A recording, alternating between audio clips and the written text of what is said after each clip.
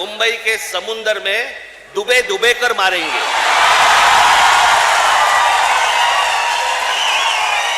तू आम्हाला पटक पटक के मारणार? दुबे दुबेलाच मी सांगतो, दुबे तुम मुंबई में आ जाओ, मुंबई के समुंदर में डुबे डुबे कर मारेंगे।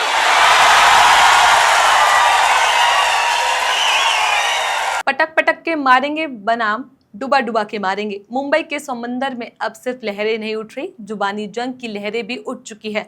भाषा के नाम पर महाराष्ट्र में फिर से सियासी आग भड़क चुकी है। बीजेपी सांसद निशिकांत दुबे और एमएनएस प्रमुख राज ठाकरे आमने सामने हैं। एक तरफ हिंदी की वकालत तो दूसरी तरफ मराठी अस्मिता की हुंकार। राज ठाकरे की चेतावनी साफ है, अगर हिंदी थोपी तो स्कूल बंद करा देंगे। नमस्कार, मैं चेष्टा नागर और आप देख रहे हैं द हिंदी टॉप। तो क्या ये सिर्फ भाषा का सवाल है या ये पहचान, संस्कृति और अस्मिता की जंग बन चुकी है? आज इन्हीं सवालों पर हम बात करेंगे इस वीडियो के अंदर।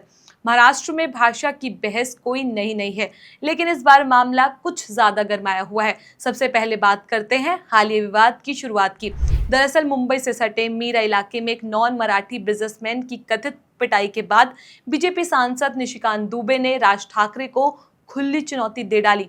उन्होंने कहा था, अगर ठाकरे यूपी बिहार आए तो पटक पटक के मारेंगे। इस बयान के बाद माहौल और बिगड़ गया। राज ठाकरे ने इसका जवाब अपनी ही शैली में दिया, अगर तुम मुंबई आए तो समुंदर में डुबा डुबा के मारेंगे।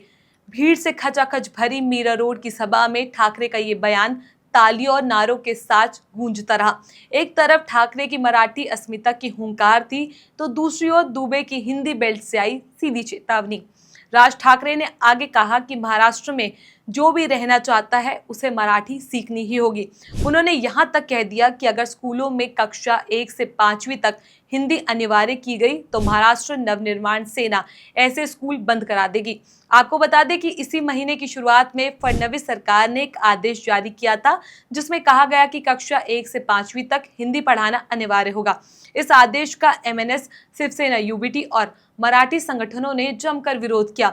विरोध इतना तेज हुआ कि सरकार को यह आदेश वापस लेना पड़ा। पर इस पूरी बहस के बीच एक सवाल बहुत जरूरी है, क्या ये सिर्फ भाषा का मुद्दा है? राज ठाकरे मराठी पहचान की राजनीति के लिए पहले से ही जाने जाते हैं। उनकी राजनीति हमेशा क्षेत्रीय अस्मिता और मराठी मानुस के इर्द गिर्द घूमती रही। वहीं निशिकांत दुबे हिंदी पट्टी के प्रभावशाली सांसद है और खुद को हिंदी भाषाओं की आवाज कहते हैं। ये टकराव सिर्फ दो नेताओं के बीच की लड़ाई नहीं है, बल्कि मुंबई और महाराष्ट्र की बढ़ती सामाजिक संरचना और भाषा पहचान के बीच की खींचतान भी है। मुंबई एक मेट्रो शहर है जहां देश भर से लोग काम करने आते हैं।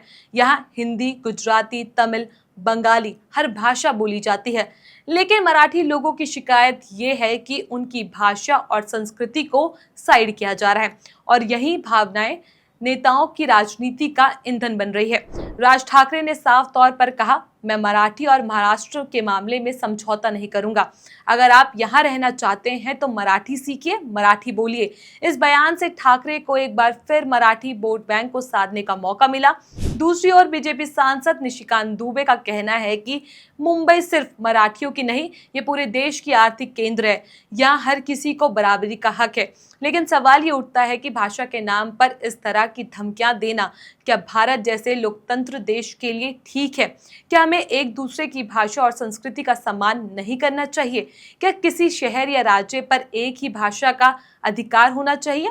एक तरह संविधान हर नागरिक को किसी भी राज्य में बसने, काम करने और अपनी भाषा बोलने की आज़ादी देता है, तो वहीं दूसरी तरफ राज्यों की भाषाई पहचान और संस्कृति अस्तित्व भी उतनी ही जरूरी है।